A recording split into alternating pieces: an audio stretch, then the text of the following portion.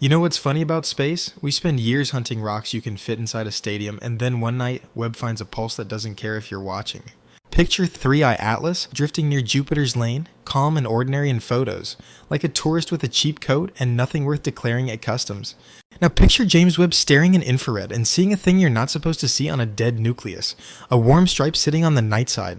It's not sunlight, not a dust flare, not a camera ghost. It's a thin band of heat where the sun can't reach, like the object is warming itself. And it doesn't just glow and fade like normal activity. It blinks cleanly, then goes dark, then blinks again, like a lighthouse buried inside the core. At first, the team calls it a bad pixel or a timing glitch, because that's the safe story when the data looks too intentional to be real. So they repeat the sequence, different settings, different angles, different background stars, and the pulse comes back on schedule like it never left. 47 minutes, then 47 again. Not about an hour, not sometimes. The same gap over and over, sharp enough to measure. NASA hates patterns it can't explain, so they pull in everyone who can see heat, gas, and motion in the same night without guessing. Hubble can't see the heat pulse directly, but it can watch visible brightness, and it starts to catch tiny flickers that line up with Webb's beat. Alma swings in from Chile, listening for molecules, and every time Webb sees the blink, Alma sees a short, cold puff in the gas lines. It's not a giant outburst, it's a tight little breath, like a valve opening and closing, and it repeats with the same rhythm.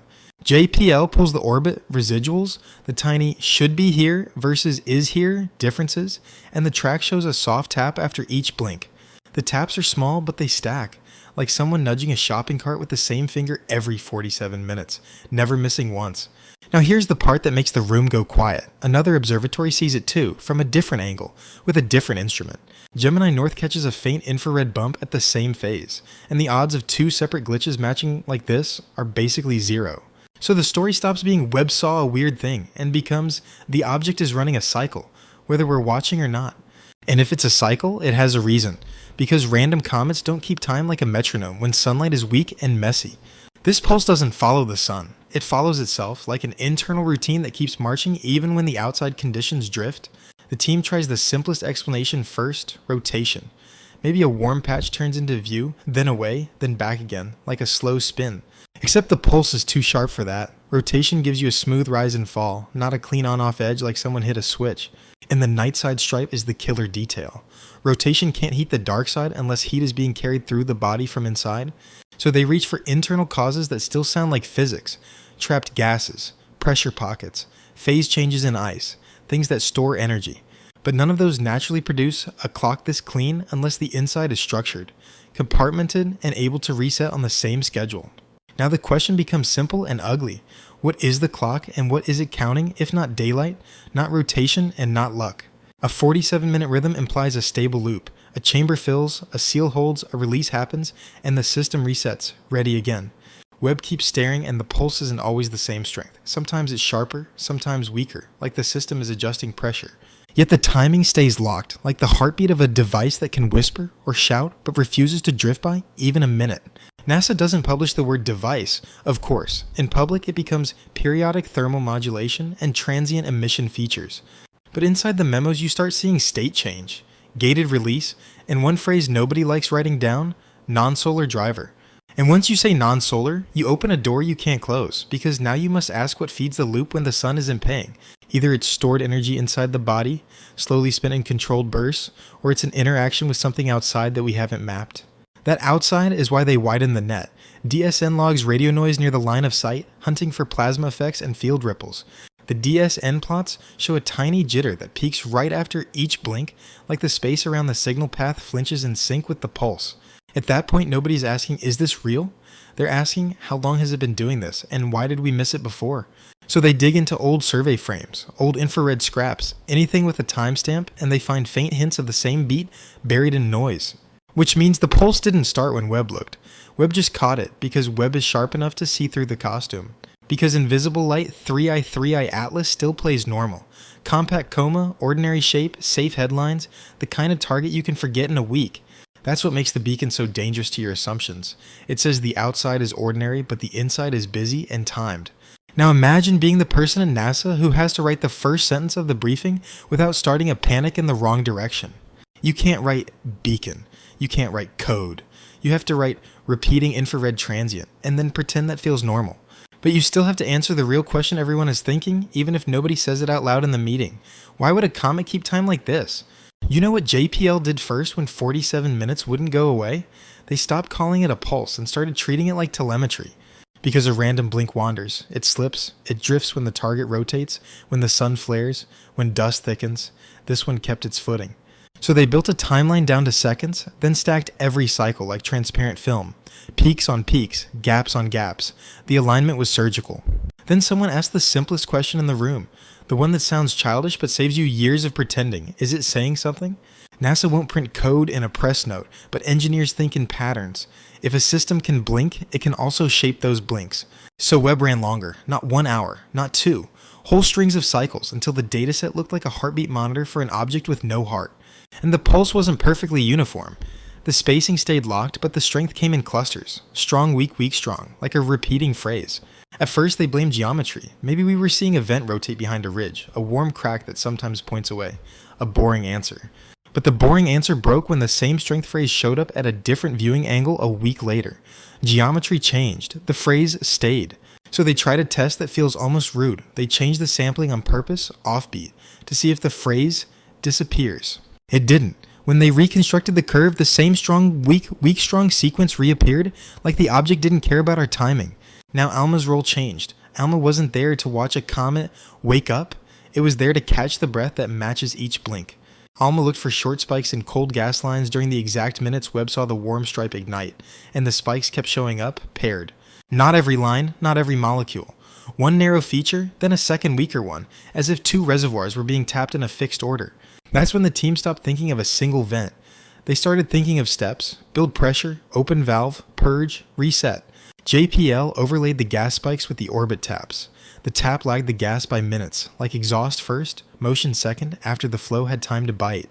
Then the strangest detail surfaced. The lag was stable. Not a few minutes, the same offset, cycle after cycle, like a pipeline delay. If you've ever watched a machine run, you know that feeling. The motor starts, the belt engages, the load moves, and the timing stays fixed. So they asked what the cycle could be made of if it's not electricity and gears. They kept it physical: gas pockets, phase changes, fractures. But here's the catch. Phase changes don't keep perfect time unless conditions are stable. Space is not stable. Sunlight and plasma keep shifting. Yet the beat stayed steady through quiet solar wind and through noisy solar wind. It didn't speed up when the sun burped or slow down when it slept. That pushed them toward one uncomfortable idea. The clock might be internal but not thermal. It might be field-driven. Because a charged sheath can oscillate, a plasma environment can ring, and if the object carries a structured field, it can set its own rhythm. NASA doesn't like saying field without proof, so they hunted indirect signs: polarization, dust alignment, tiny twists in coma geometry. Hubble started taking paired images timed to the phase.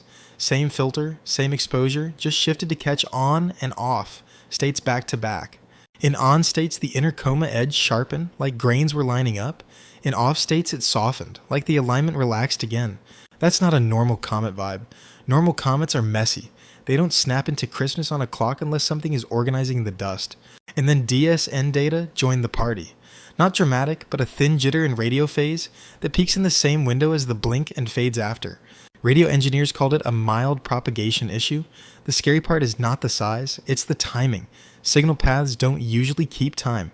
So JPL tried a simple, brutal game. If the blink is a message, you should be able to predict the next phrase from the previous one. They trained a dumb counter model, nothing fancy. Just count sequences and look for repeats. If it's random, repeats fall apart quickly. The repeats didn't fall apart. A short pattern kept returning every few hours, like a loop inside the larger 47-minute loop. Now think about what that implies: a carrier rhythm and a second rhythm riding on top of it. That's how you transmit without screaming. So they checked whether the pattern tracks anything external: distance to the sun, angle to Jupiter, solar wind pressure, anything measurable. Nothing obvious lined up, which is exactly what you get when the driver is internal, or when the driver is something we are not measuring it yet. At this point, NASA splits the room, because they have to. One group leans hard into natural causes to avoid hallucinating intent. The other group focuses on operational risk. Even if it's natural, state-controlled outflow can nudge orbits, scramble size, and fool surveys. And the two groups agree on one thing: you can't solve it with one telescope. You need simultaneous cross-checks with different weaknesses. So they plan a full stack night: Webb for thermal, Hubble for limb and scattering, ALMA for gas and cold dust, DSN for timing noise. The goal is not to prove a story, the goal is to pin cause and effect. What happens first, what happens second, and what is just a shadow. Because if the blink is first, the core drives the environment. If gas is first, chemistry drives the heat. Order is the whole game. On the first full stack attempt, the order was clear enough to make everyone uneasy. The sheath thickened first, the warm stripe lit second. Then the gas spike appeared, narrow and clean. Then the orbit tap arrived, delayed but consistent. Then the coma edge sharpened in visible light. That order matters. It says the system forms a boundary, then heats, then exhales, then moves. That's not waking up, that's control. And now you can see why masking keeps coming back. A boundary that forms first can hide size, shape optics, and channel exhaust. So the next question isn't, is it a code? The next question is, what is the boundary, and why does it lock into a rhythm like a metronome? They try to force a change in the environment because nature usually flinches when you poke it. They didn't poke it with a probe or a laser. They poked it with geometry, timing, and attention, the only tools you get when the target is far and fast. First, they moved Webb's window to the wrong phase on purpose, watching during the quiet minutes when the beacon should be dark and useless. The stripe stayed dark for exactly as long as the clock said it would. Then it lit anyway, right on schedule, like the object was waiting for itself, not for us. So they tried the second lever, distance and angle. They tracked the pulse as 3i Atlas slid through different solar wind lanes near Jupiter's space. If the beat is driven by plasma outside, it should wobble when the wind pressure changes. That's basic. A ringing bell changes in a storm. DSN pulled space weather data and overlaid it with the blink times. Pressure went up and down. The 47-minute gap didn't care.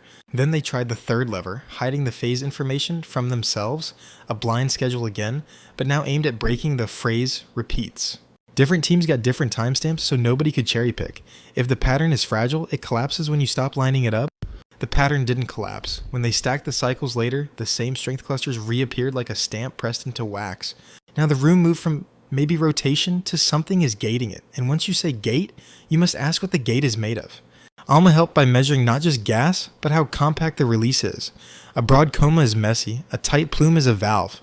During the blink window, ALMA saw a narrow feature form close to the core, then fade fast, like the outlet closes before the dust can spread. Webb saw the warm stripe peak just before the gas spike, and that ordering hurt, because it means heat is not just a byproduct of escaping gas. It looks like the system warms a region first, then vents, like you heat a seal so it softens, then you push through it. Hubble watched the limb and saw a brief sharpening at the same moment, like micrograins in the sheath tighten into a cleaner edge. Put those together and you get a simple picture. A boundary forms, a patch warms, a vent opens, a puff escapes, and the boundary resets. If that's true, the 47 minutes is not random. It's the time it takes to rebuild the boundary and recharge the outlet. JPL tried to estimate that rebuild time from mass flow. If you release X dust and X gas, you need a reservoir and a refill cycle. The math suggested a reservoir larger than a casual comet crack, and the repeatability suggested the reservoir doesn't leak between cycles. So they searched for the leak that should exist anyway. Over days, the clock should drift if the reservoir is slowly draining. It didn't drift. The phase stayed tight enough that the next blink was predictable hours in advance, like the system is regulated. That's the moment the question turned sharp. What regulates a comet, when comets are supposed to be sloppy, warm-driven, and chaotic? NASA wrote the safest line they could, periodic internal process. But inside the team, the working word became oscillator. An oscillator is any loop that returns to the same state again and again. It can be natural. It can also be engineered. The data doesn't care.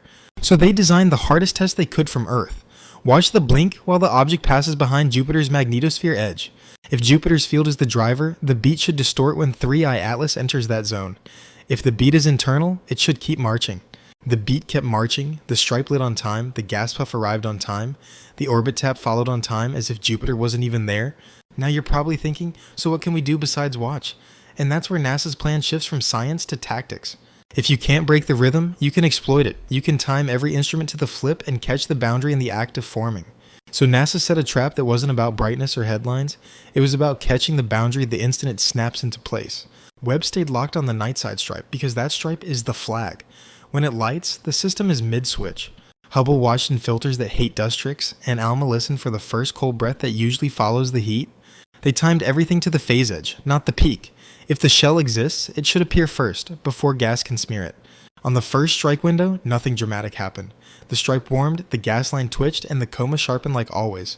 Then for a handful of minutes, a faint ring showed up around the core. Not a tail, not a halo, a thin circle like a lens. It wasn't centered the way a normal coma is, it sat slightly offset, as if the shell had a tilt, like a shield turned toward something. The ring was too clean to be random dust. Dust makes uneven knots. This ring looked like a boundary drawn with a compass. And here's the part you'll feel in your gut. The ring only exists during the switch, then it fades as the system settles.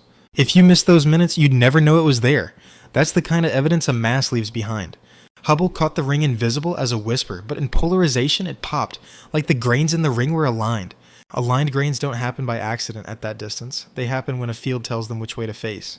ALMA confirmed the same timing. The compact emission tightened right when the ring appeared, like the sheath compressed into a shell. Webb's thermal map showed the stripe brighten along the same axis the ring seemed to tilt, like the heat is tied to the shell geometry. JPL overlaid the ring window with the orbit taps, and the tap landed right after the ring peaked, like the shell locks. Then the push happens. So the team's new picture got brutally simple. Step 1, the shell forms. Step 2, the warm stripe ignites. Step 3, the valve exhales. Step 4, the orbit shifts by a hair, and Step 5, the shell relaxes, and the object goes back to normal comet on camera. Now you probably want the obvious answer. Could the ring just be an optical illusion? A processing artifact? A trick of contrast? NASA tried hard to kill it. Different pipelines, different calibrations, different teams. The ring kept showing up in the same phase window. They even asked a separate group to search the frames blind, without phase timestamps. The group still flagged the same ring moments. That's when the ring stopped being a curiosity and became a tool. If it marks the switch, I can use it to predict the next action. Because the next action is always the same. After the ring, there's a short gas puff, and after the puff, a tiny clean orbital nudge. And the nudge is the thing you can't fake with camera settings. The sky doesn't care about your pipeline. A position residual is a position residual. So JPL started doing what engineers always do. They turned the system into a block diagram with delays, like a machine. Shell formation time, thermal rise time, gas release time, momentum transfer time, reset time. The loop closed at 47 minutes. Once you see it as a loop, you can ask the next question. What keeps the loop stable when everything outside it is noisy? A comet driven by sunlight should wobble. A vent should drift. A crack should widen. A jet should wander as the body spins. This one keeps its geometry. The ring tilt stays similar. The stripe sits in the same neighborhood. And the plume axis repeats. That suggests the controlling frame is not the surface, it's something bigger, like a surrounding structure that the surface sits inside. And that's where the word sheath becomes too small. A sheath is a fuzz. This looks like a shaped shell that can tighten and loosen. A shaped shell means confinement. Confinement means you can store pressure, you can aim flow, and you can hide a true edge. So NASA's next move was to measure the ring thickness indirectly, using how it bends and dims background stars during the switch. They picked a star field, waited for the phase edge, and watched the star skim the ring line like a needle grazing a bubble. The star didn't just dim, it split slightly, not into two stars, but into a smear like the ring refracted light for seconds. That's not how normal coma dust behaves. Dust scatters. It doesn't refract like a clean boundary unless the density gradient is sharp. Webb saw a matching effect in infrared brightness of the star, a tiny dip with the same timing, like the shell has real optical depth. Now you can see why NASA got careful with public words. If they call it a shell, people hear shield. So they called it a transient ring-like enhancement in the inner coma, safe words for a thing that doesn't feel safe. But internally, the questions got louder. If the shell forms before the push, is the shell a nozzle, a lens, or both? Because a shell can do two jobs at once. It can hide the body in visible light, and it can shape outflow into a clean thrust. And if it can shape thrust, then the 47-minute beat isn't a symptom. It's the operating cycle of the whole system. A simple trigger, something outside the object that explains the timing. Because if the ring is just dust and gas, sunlight should be the driver, and the cycle should stretch and shrink as distance changes. So NASA asked a blunt question. Does the ring care about the sun at all, or does it keep time like a watch in a dark room? They built a test around solar input. Same phase, different solar wind, different illumination angles, different heliocentric distance. Webb tracked the night side stripe, because that stripe is the impossible part. The heat where sunlight should be weakest. Hubble watched the ring edge and polarization because alignment is a fingerprint of structure, not just a cloud. ALMA listened for the coal puff because if the shell is a nozzle, the gas signature should follow the shell, not the sun. And JPL kept the orbit residuals running because a push is the only language space listens to without caring who's speaking.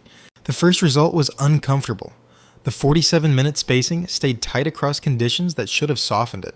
When solar wind pressure doubled, the ring still formed on time, like the shell didn't need the wind to tell it when to breathe. When the viewing angle shifted, the ring looked slightly tilted, but the moment it appeared stayed pinned to the same phase boundary. That means the ring is not a random flare. It's a scheduled event in a loop, and the loop is not being set by sunlight. So they tried the harshest check. If sunlight is the trigger, the cycle should drift as the object moves farther from the sun. They watched for weeks. The cycle did not drift in the way a thermal clock drifts. The beat stayed stubbornly precise. At that point, the safe explanation changes shape. You stop saying heated patch and start saying regulated oscillator. A regulated oscillator needs a reservoir, something that stores energy, releases it, and resets without losing the timing. The obvious reservoir is volatile gas trapped under a crust, but a crust cracks, vents, and gets messy. This loop stays clean. So the team looked for a second reservoir, charged particles and fields, because fields can store and release energy without boiling ice. If a shell is a plasma sheath packed with aligned grains, it can behave like a capacitor in space, charging and discharging. That sounds fancy, but the idea is simple. Build charge, lock grains into a wall, vent through a guided outlet, then relax. Now you're going to ask, can we see charging? Not directly, but you can see its fingerprints in radio noise and polarization swings. DSN saw the same tiny phase jitter rise before the ring appeared, like the space around the line of sight was stiffening. Hubble polarization rose at the same minutes, like grains were snapping into alignment, not slowly drifting into place. Webb saw the stripe ignite right after that, as if the shell forms first and only then allows heat to show through. Then Alma caught the coal puff, narrow and quick, like the outlet is opened into a stable tunnel, not a chaotic crack. And the orbit tap landed last, the quiet payoff, like the system takes momentum once the shell is sealed and the flow is aimed. If that ordering holds, sunlight is not the conductor, the shell is. The shell decides when the breath happens. NASA tried to break this conclusion by finding an external metronome. Maybe Jupiter's field is driving the cycle. They mapped the pulse phase against Jupiter magnetic coordinates. No clean lock, the cycle ignored Jupiter's rhythm too. That pushes you toward one dark option. The metronome is internal, and it runs whether the outside is calm or noisy. Internal metronomes exist in physics. A rotating body can resonate, a cavity can ring, a layered material can flip states. But here's the twist. The phrase pattern and pulse strength kept repeating on top of the carrier cycle. That suggests the system is not just oscillating, it's modulating the oscillation, changing amplitude in a structured way. So NASA asked the question nobody likes writing down, if this is a message, who is it for, and why send it in infrared? You don't broadcast heat to talk to Earth. Earth is a coincidence. Infrared is what you use when you want to be seen by sensors. Sensors like Webb, sensors like thermal seekers, sensors that watch the cold universe, not the bright one. The team didn't claim intent, they only admitted the shape of the data.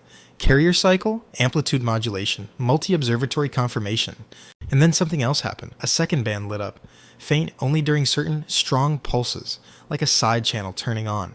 Webb saw it first, a subtle warm arc offset from the main stripe, like the shell has multiple layers switching at different times. Alma saw a matching change in line ratio during those same strong pulses, like the outlet pulled from a deeper pocket.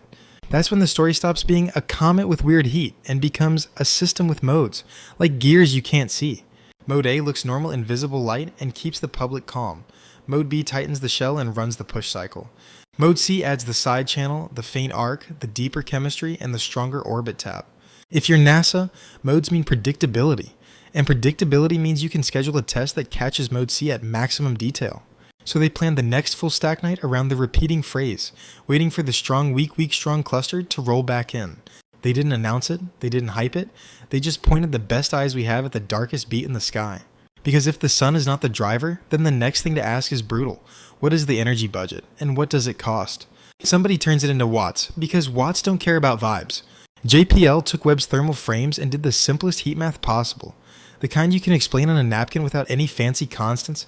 They measured how bright the night side stripe was, how wide it was, and how fast it rose and fell during the phase edge. Then they asked one brutal question. If that glow is real heat, how much power does it take to make it happen that quickly? They started conservative on purpose, choosing the smallest stripe area that still fits Webb's pixels and the lowest temperatures that still match the spectrum. Even with those gentle choices, the power came back bigger than a passive ice rock should be spinning out there near Jupiter. At that distance, sunlight is thin. It's not a flood, it's a weak drizzle, and most of it hits only the day side, not the dark stripe. So NASA computed the solar budget too, the maximum energy the sun can deliver to a body of the visible size in that region. The numbers refused to match in the same box. The beacon cycle was spending energy faster than sunlight could refill it. They tried the obvious escape hatch. Maybe the stripe is not heat, maybe it's reflected light, dust scattering, or a background trick. But Webb was watching in bands where dust reflection can't fake a clean thermal curve, and the spectrum looked like warm material, not glitter. ALMA made it worse for the safe story. Each strong pulse also produced a short gas puff, and gas release costs energy too. So the budget had two line items, heating a stripe on the night side and pushing out molecules on a strict schedule. JPL made a lower bound for the gas work, assuming slow flow and tiny mass, just enough to match ALMA's narrow line spike. Even that lower bound was not free. It still demanded a reservoir that can recharge in 47 minutes without leaking timing. Now NASA faced a choice. Either the object is storing energy in a way comets don't usually store it, or the driver isn't thermal at all. They tested storage first. A crust can trap super cold gases that flash out when a seal softens, like opening a pressurized bottle. That can make bursts, but bursts should get weaker as the bottle empties. 3. iAtlas kept the rhythm and the strength clusters for weeks. So they explored a second storage idea. Charge. A shell that tightens on phase could also be charging like a capacitor in vacuum. Charge can build quietly, then release fast, and it can reset on a clock if the structure is stable and the leakage is low. DSN supported that angle without meaning to. The radio phase jitter rose before the ring appeared, like the medium was stiffening. Hubble's polarization jumped in the same minutes, like grains were snapping into alignment under a field, not drifting randomly in dust. Then Webb saw the stripe ignite, and only after that did ALMA hear the breath. The order screamed, "Shell first, heat second." So JPL tried an ugly estimate. If the shell is field-driven, how strong a field would you need to align grains at that distance? They didn't need a perfect answer. They needed a sanity range, and even the low-end range implied something more structured than a loose coma. That's when a quiet phrase appeared in notes: active boundary layer. Not tail, not coma, a boundary that does work. And if a boundary does work, it can also hide work. It can trap heat, release heat, and shape flow like a nozzle. NASA then asked the question that turned science into strategy. Does the power spike correlate with the phase pattern in pulse strength? It did. The strong, weak, strong clusters weren't just brighter in infrared, they also carried the deeper chemistry side channel. That means the system is selecting modes, and modes usually exist to manage energy, like shifting gears to climb a hill. So where does the energy come from if not the sun? The team listed only physical options they can test from far away. Option 1 trapped volatile pockets under a sealing crust, like layered fuel cells that open in sequence as pressure reaches a threshold. Option 2, rapid phase changes in exotic ices that release latent heat in steps, resetting once the material cools again. Option 3, induction. A conductive structure moving through changing fields can generate current, like a loop cutting through magnetism. Option 4, recombination. Charged particles gathered in the shell could dump energy when they snap back into neutral states. None of these options require magic, but all of them require structure, and structure is the one thing the ordinary comet label tries to deny. So NASA ran the cleanest check they could. If induction matters, pulse strength should change as the object's field environment changes. They mapped pulse strength against solar wind speed, density, and magnetic orientation. The timing stayed locked, but amplitude did respond a little. Not enough to blame the wind as the clock, but enough to suggest the wind is feeding the system, like air feeding a fire that still has its own timer. That's a terrifying middle ground. The object keeps time internally, but it can draw extra energy from the environment when conditions are right. And when those conditions are right, the side channel appears, the gas ratio shifts, and the orbit tab grows slightly larger. So the beacon isn't just a light, it's an operating cycle with a throttle, and the throttle listens to space weather.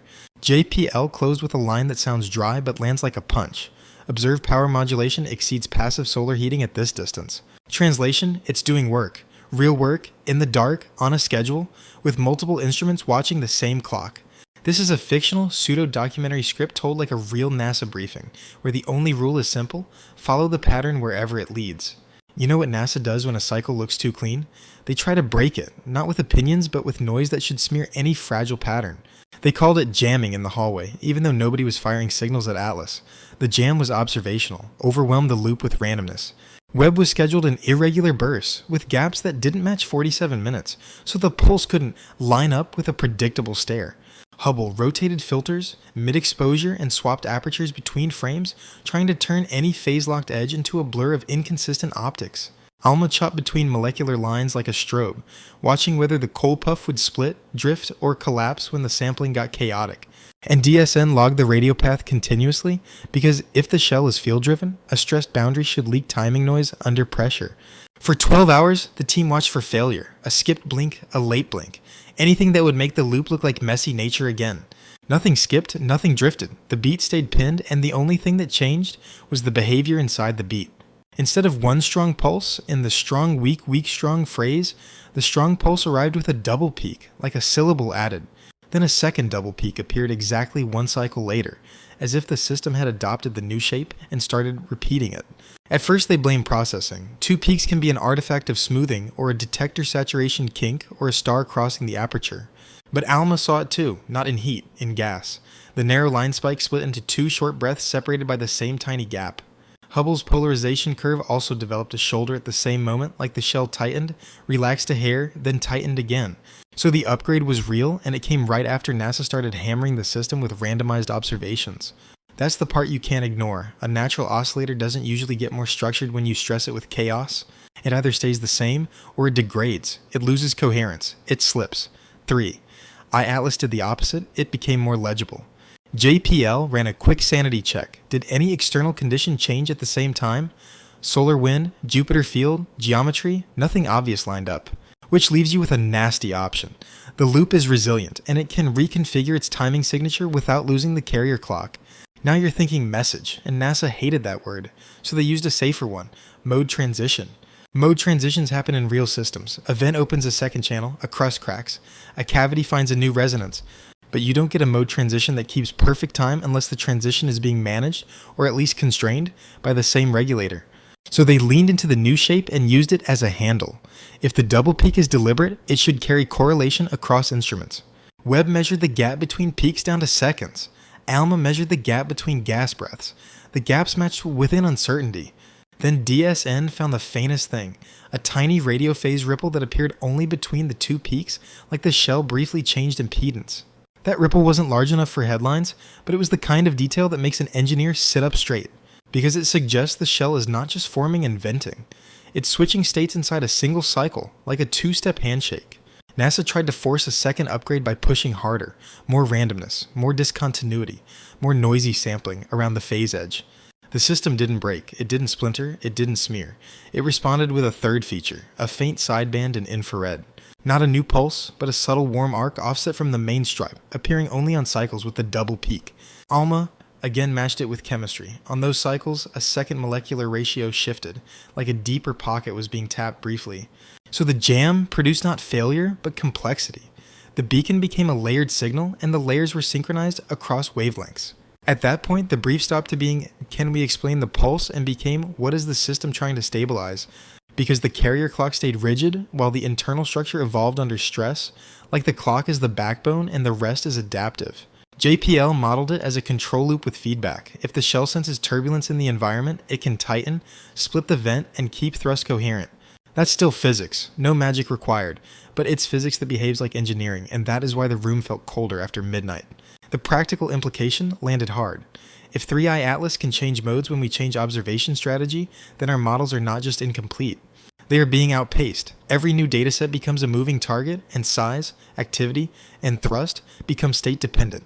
So NASA did the only sensible thing left. They stopped trying to jam the cycle and started trying to decode the upgrade. They built a phase dictionary of the new double peaks, the sideband arc, and the chemistry pivots, and searched for longer repeats. And when they did, a longer loop emerged. Every 7 cycles, the double peak strengthened, then reset, like a supercycle riding the carrier. 7 cycles is not a random number you get often in thermal relaxation. It's the kind of number you see in scheduling, in buffering, in batching. Nobody wrote that sentence in an official note, but you could feel it in the way they talked. Quieter, shorter, like they didn't want to name it. You know that 7-cycle superloop they found? That's the moment the story stops being a blink and starts looking like a schedule you can test. JPL took every orbit residual, every tiny tap, and stacked them by phase, not by date, because if this is guidance, the push won't be random in time.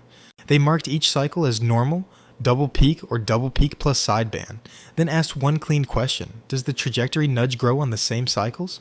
The first plot looked boring, which is exactly what you want when you're trying not to scare yourself into patterns that aren't there. Then they zoomed into the micro scale, the range where centimeters per second hide, and the 7-cycle rhythm surfaced like a ripple on glass. On cycle 7, the tap wasn't just present, it was consistently larger. Not huge, but repeatably larger, like the system saved up a little more push. And the push direction wasn't random either. It leaned the same way relative to the shell tilt, like thrust is being aimed through the boundary's geometry. Now here's the critical part. If sunlight drives the nudge, the direction should point away from the sun, because outgassing acts like a tiny rocket exhaust. But the best fit direction didn't behave like sunlight. It behaved like a choice, sometimes slightly off radial, sometimes with a sideways component that repeats. JPL ran every boring explanation they could. Dust jets can tilt, rotation can fake sideways thrust, measurement noise can cluster when you cherry pick. So they did the opposite of cherry picking. They locked the analysis window first, then filled it with all cycles, even the ugly ones, even the low signal ones. The 7-cycle peak survived. It softened a bit, but it stayed, like a drum hit every 7th beat, even when you let the whole band play over it. At that point, the question turns practical. If the 7th beat is a stronger push, can we predict where 3i Atlas will be after a week better than standard models? JPL tried a toy predictor, treat every 7th cycle as a slightly stronger thrust event with the observed direction, then propagate the orbit forward. The predictor didn't magically solve everything, but it reduced the residual drift, which is the scariest result you can get without anyone saying a word, because it means the extra physics term is not noise. It's structured and structures exactly what guidance looks like when you only see it from far away. NASA didn't call it guidance. They called it periodic, non-gravitational acceleration with phase-lock modulation, which is how you hide a punch in a sentence. But you and I can say it plainly. Something is pushing, and the pushing happens on a clock inside a larger clock, and the strongest pushes arrive in batches. Now the next question is obvious. If it's batching, what triggers the batch boundary? Why 7, and why does the system care about that count? Webb's data gave a hint. The sideband arc appears strongest near the 7th cycle, like an extra layer of the shell engages only when the batch closes. ALMA matched that with chemistry. The deeper ratio shift peaks on the same beat, like a second reservoir opens briefly to feed the stronger event. And DSN saw the faint phase ripple between the double peaks grow slightly at the batch boundary, like the shell's electrical state swings wider there. So JPL proposed a simple model. 6 cycles to charge and stabilize, 1 cycle to discharge hard and correct the trajectory, then reset and start again. That model has a nasty implication. If the system is correcting its path, it has a target, even if the target is just stay on a corridor through space. And here's where NASA gets cautious with words again. A corridor could be natural, like a preferred lane shaped by gravity wells and solar wind conditions. But a corridor could also be operational, like threading between regions where surveys are blind, where glare is high, where background fields mask the shell. To test a corridor without fantasy, they looked for a correlation with observing geometry. Does the stronger 7th cycle push occur when Earth's view is worst? It did, often enough to make people stop smiling. The stronger events tended to fall near times when the object sat against crowded star fields. In other words, the biggest pushes happened when it was hardest for casual telescopes to see subtle shape changes, like the system prefers doing work in noise. NASA still refused intent. They framed it as selection bias. We might only detect the larger tap when the rest of the data is messy and forces different weighting. So they forced uniform weighting, and the 7-cycle signal still poked through. Smaller, but stubborn, like it didn't need our bias to exist. That's the moment the room splits again. One side says unknown natural oscillator with layered outgassing. The other says state machine. And you don't have to choose a side yet. The only thing you have to admit is this. The pulse is not just light, it's timing, chemistry, and motion together. If timing predicts motion, the next step is brutal. You try to forecast the next 7th cycle correction and point every instrument at the switch edge. Because if you catch a stronger correction in real time, you can see whether the shell tightens into a nozzle, whether the ring thickens, and whether the vent splits. NASA scheduled the next full stack night around the batch boundary, and they didn't tell the public why, because the honest reason would be too clean. They were waiting for the moment the object corrects itself again, and if it does, the universe stops being a rock in space and starts being a system.